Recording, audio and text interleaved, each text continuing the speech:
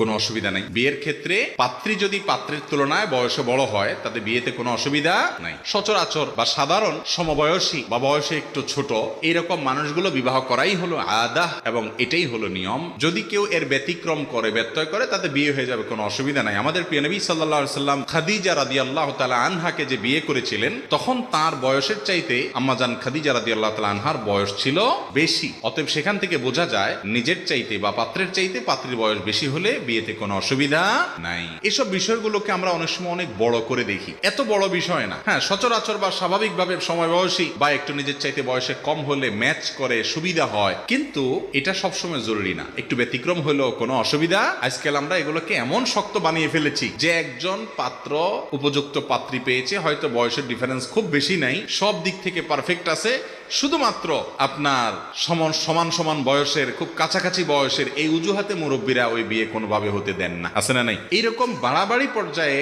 মনে করা ঠিক না। শরীয়ত যেটাকে সুযোগ রেখেছে, যদি সব দিক ব্যাটেবল হয়ে যায় একদিকে স্যাক্রিফাইস তো করতেই হবে। এই ক্ষেত্রে বয়সের দিক থেকে স্যাক্রিফাইস করার মানসিকতা থাকা উচিত। আমরা আসল দিকটা দেখি না, সব নকল দিকটা দেখি। আসল দিক কোনটা ভাই? আসল দিক হলো পাত্র হোক আর পাত্রী হোক আর তার দিনদারি, তার মনুষ্যত্ব, তার মানবিক গুণাবলী, সে আল্লাহকে চিনে কিনা, আল্লাহর সাথে তার কানেকশনটা লেভেলটা কিরকম, সে মুত্তাকি কিনা, পরহেজগার কিনা, তার খুঁটাটা কোরআন হাদিসে বাঁধা আছে কিনা। যদি থাকে তাহলে এর চাইতে বেটার পাত্র পাত্রী আল্লাহর জমিনে আর হতে পারে না। চেহারার দিক থেকে, বয়সের দিক থেকে, অর্থকড়ির দিক থেকে, অন্য সমস্ত দিক থেকে স্যাক্রিফাইস করে হলেও দিনদারির দিকটা যেন এনশিওর করা হয়। নবীজি সাল্লাল্লাহু আলাইহি সাল্লাম আমাদেরকে ওসিয়ত করে গেছেন, ফাজফার বিজাতিদ দ্বীন, তুমি দিনদারিতা দেখে বিয়ে করবা, এই দিকটা দেখে বিয়ে করে জেতার চেষ্টা করবা, তাহলে তুমি সুখী হতে পারবা। আজ আমাদের কাছে এটা হলো সবচাইতে গৌণ। আমাদের কাছে এখন হলো মেয়ের বাপরা চায় একটা টাকার বস্তার সাথে বিয়ে দিতে, আর ছেলের বাপ মারা চায়, আরে ছেলের বাপ মারা চায় কি